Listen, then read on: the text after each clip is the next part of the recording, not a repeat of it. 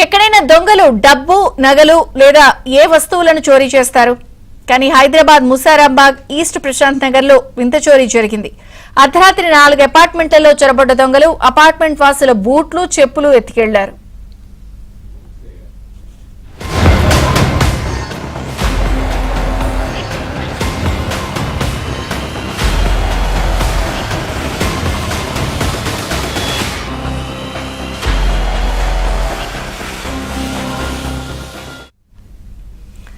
ఈ చోరీలో ఓ అపార్ట్మెంట్ లో ఉంటున్న సిఐ మహిళా ఎస్ఐకు చెందిన బూట్లు చెప్పులు కూడా ఉన్నాయి. ఉదయం పూట తమ బూట్లు చెప్పులు కనపడకపోవడంతో అపార్ట్మెంట్ వాసులు హైరాణ పడ్డారు. దొంగల చోరీ దృశ్యాలు సీసీ కెమెరాల్లో రికార్డ్ అయ్యాయి.